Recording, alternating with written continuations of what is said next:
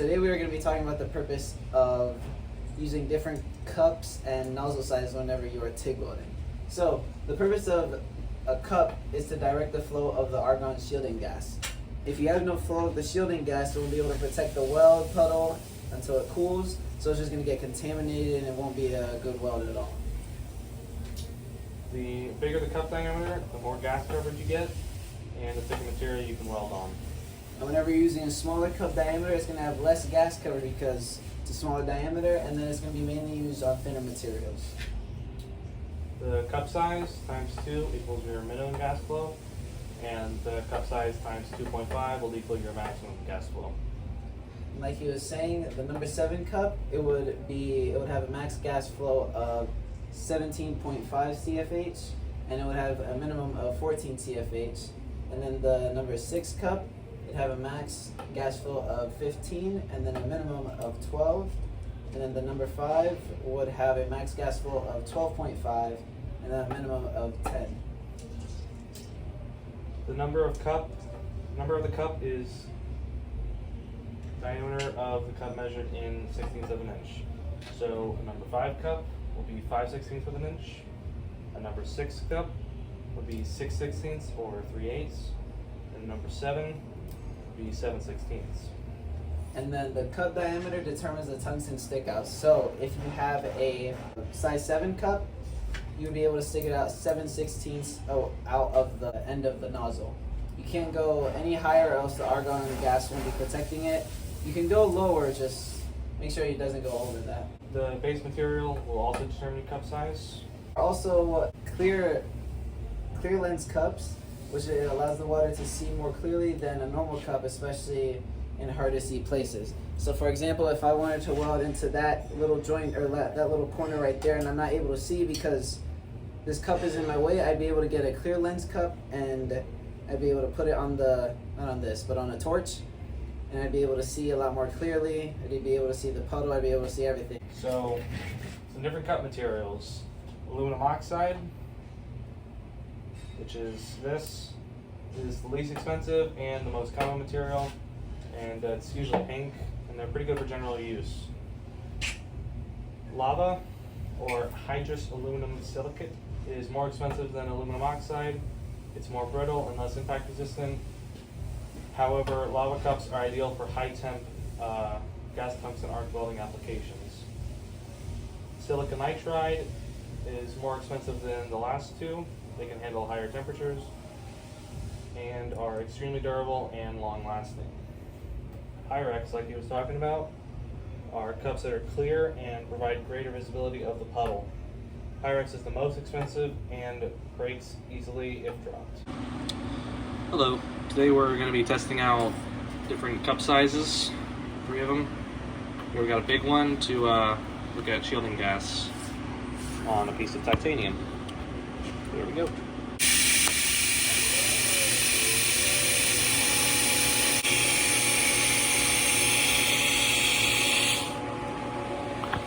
Okay.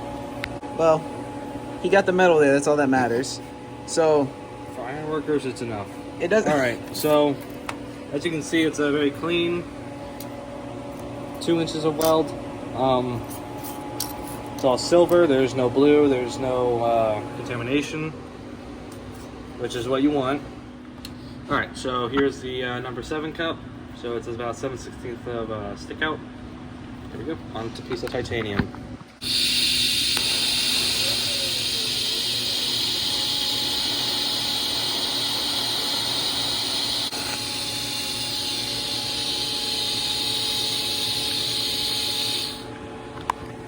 Okay, so as you can see with that crappy cup, there's it's not awesome. You can see some blues and yellows and stuff. So losing some shielding gas about there. So that's not ideal.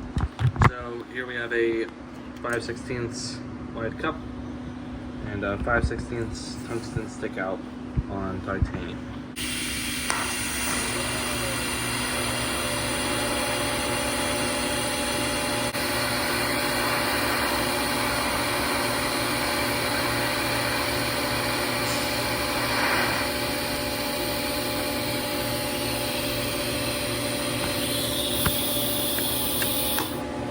Now to ensure proper coverage, we like to stick the tungsten. You can see the yellows, the discoloration in there. So right here we have a welding positioner. This right here is the control box. This itself is the positioner. Right here it has all the controls for it. You have the power switch. So that's off. And you can tell by the pilot light. Now it's on.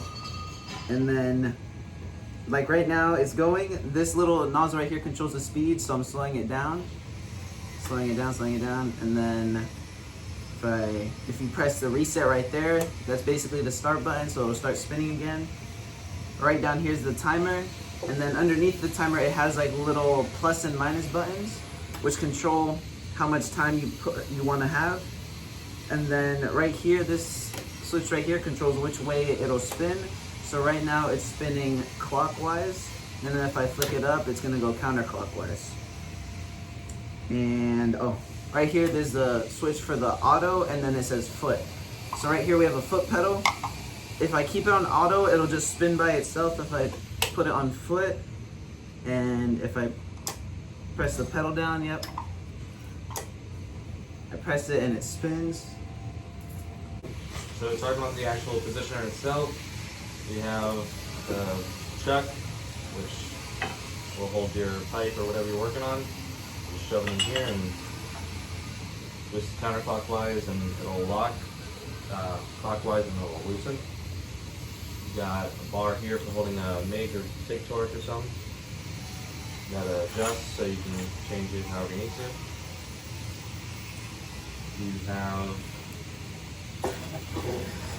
little wheel to adjust the angle of the work table.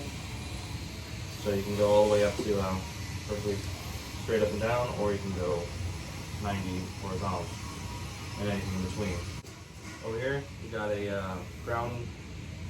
You hook your ground up to this. And then in a second, we'll show you how it works. Okay, so right here I have the welding positioner. I have it set to about speed set to 2. I'm going to set it to foot, that way I control it with the foot pedal down here. My left foot's controlling the speed, and then my right foot's controlling the amperage. So I'm going to pop my hand up here with the torch. That way I'm not all shaky.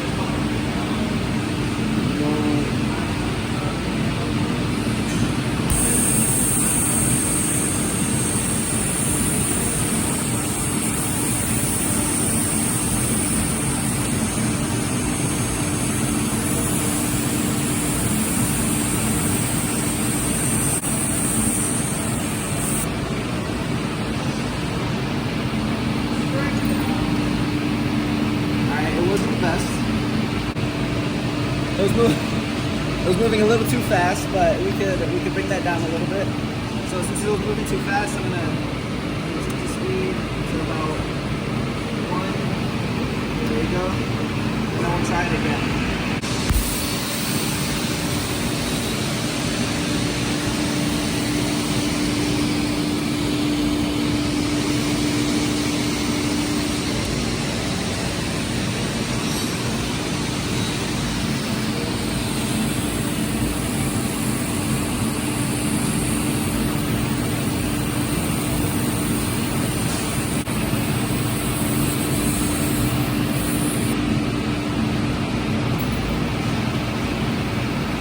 That looks 10 times better, all just because of the speed. So now I'm going to reverse it and then reset. That way it spins back towards me. And then we'll take a look at it. There we go. Oh yeah. Now that looks a lot better, just because I fixed my speed. Over here I was going way too fast. Right here I was able to cover the whole thing, and I was able to rock the cup the entire way through. Just like that.